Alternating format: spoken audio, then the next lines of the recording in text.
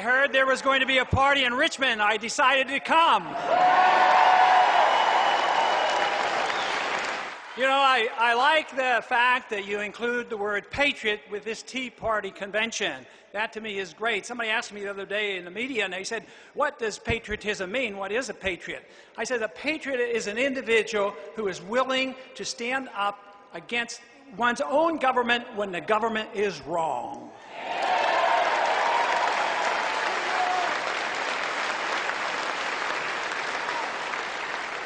Unfortunately, these days, that's quite frequent, and maybe that's why we have so many people in the Tea Party movement. No, but you deserve congratulations. This is a grand meeting we're having here today, and also the movement is fantastic. A few years ago, during the presidential campaign, there were a few who coined the term of revolution. And indeed, I endorse the idea of revolution. I endorse the idea of an intellectual revolution. And that's, to me, very important. So the intellectuals who have given us this mess that we have today have to be challenged on the issues themselves. For instance, the economic system that we're suffering from is not free markets. It's Keynesian intervention, inflationism, driven by a Federal Reserve that we need to get rid of.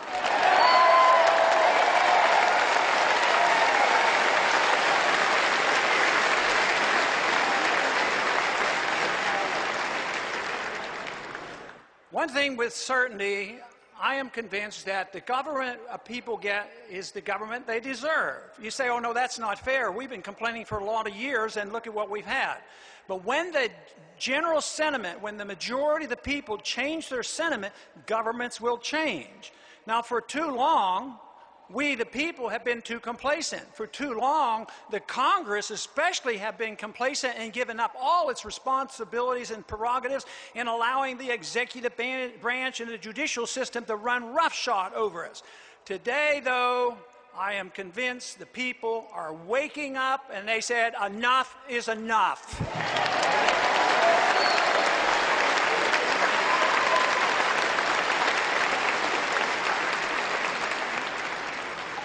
So it is very important what we believe in, and I believe we come together with many, many beliefs that we agree with. I'm sure there are a few that there might be some disagreements on, but I believe we can agree on the fact that the government we have in Washington, D.C.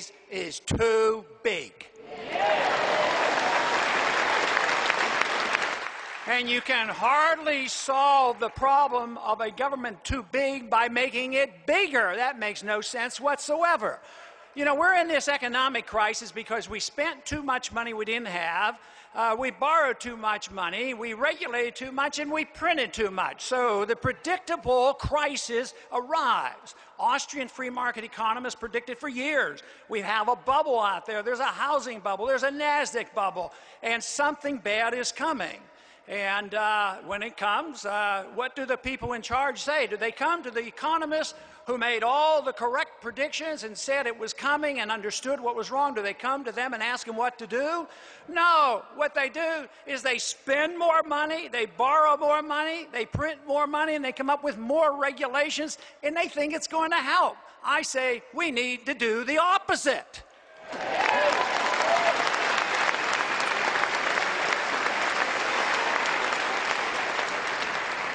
The opposite means that we have to start from scratch. We have to start from scratch in deciding what the role of our government should be. The founders went through that. They didn't like the role of the government under the king. They said the role of government should be different. The role of government ought to be there to protect our liberties. The role of government ought to be there to provide a strong national defense. The role for the government ought to be giving us a sound currency, not a bunch or a few people in secret rooms that have monopoly control over the money supply and the interest rates. That's not in the Constitution.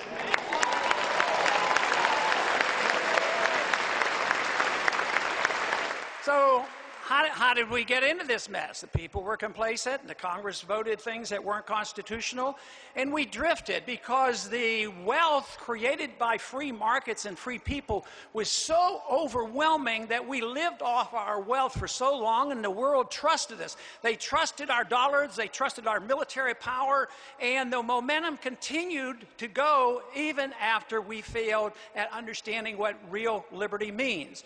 So what did we do? We didn't want to cut back like a family or a business has to do. The country as a whole just went on a borrowing binge. And therefore, we now are suffering from the prosperity that has accumulated with debt. So it's not real prosperity. If you're in trouble, and I say, well, the solution is go out and buy a fancy new car and you're going to feel better. Nobody does that except in Washington. They go out and they spend money and think that the country's going to feel better. It's absolutely the wrong thing to do. Free market economics teaches that if the government, in particular the Federal Reserve, produces bubbles and gets the economy out of whack, you have to allow corrections to occur. You have to liquidate the debt. Okay, they sort of paid attention to that a little bit. Yeah, woo, there is too much debt. The banks have too much debt. The mortgage companies have too much debt. Fannie Mae and Freddie Mac has too much debt. There's too much derivative debt. So what did they do? They took all the debt, put it in the Federal Reserve and in the Treasury, and put it on the taxpayers. That's criminal.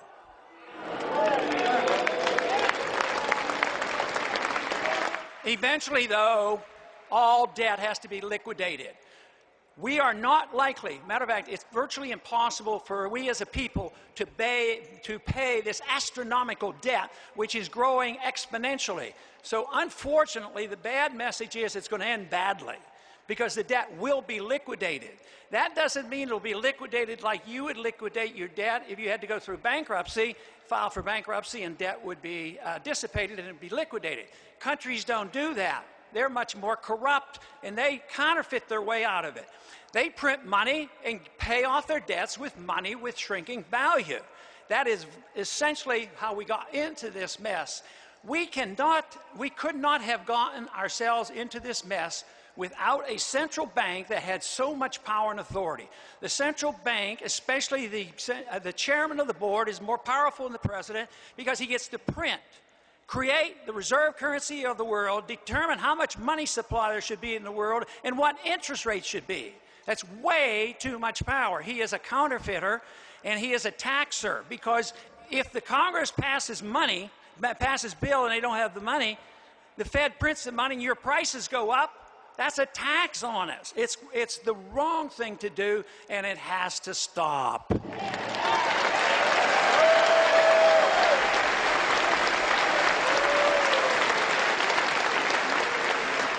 You know, there's a couple of images of America. The image that I like to think about, and so many of us are fighting for, is the image of America that is self-reliant, self-dependent, hard-working, believe in the work ethic, believe in the marketplace, believe in sound money, and believe in voluntary cooperation, and a tax system that allows you to keep what you earn.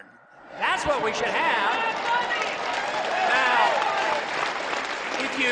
it is my opinion that if you truly believe in liberty and you truly believe you have the right to keep what you earn, you have to truly believe that we get rid of the IRS and the income tax.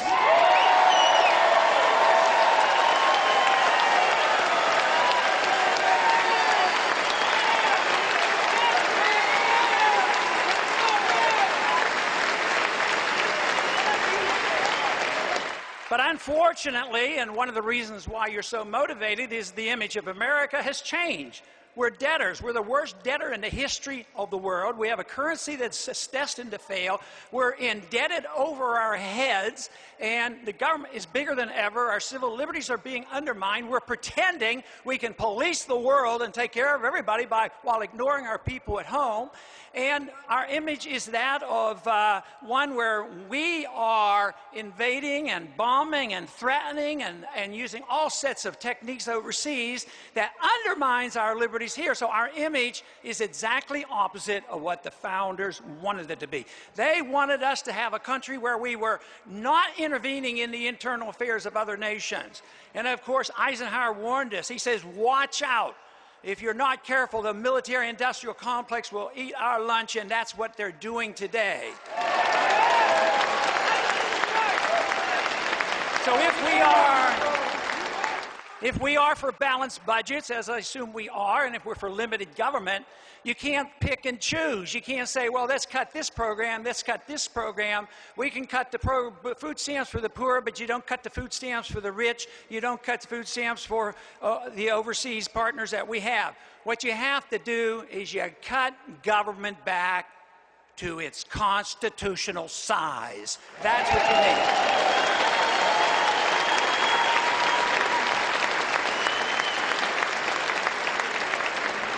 I believe that's what the Tea Party movement's all about, is cutting it back to its size, believing in the Constitution. It is great. There's a 10th Amendment movement. Isn't this fantastic? Isn't it great that we're talking about sound money again and the gold standard? These are all wonderful things happening. Isn't it amazing that we're talking about the constitutional right for the states to nullify bad federal laws?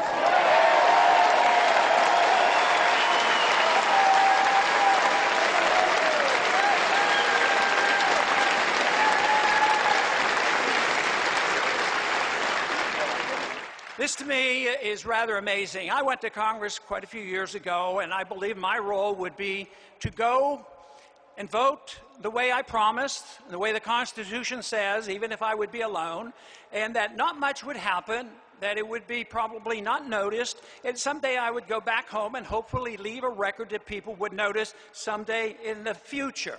Today, though, I am pleasantly surprised to find out there are so many of you who really care, and you're sick and tired of what you have in Washington, D.C.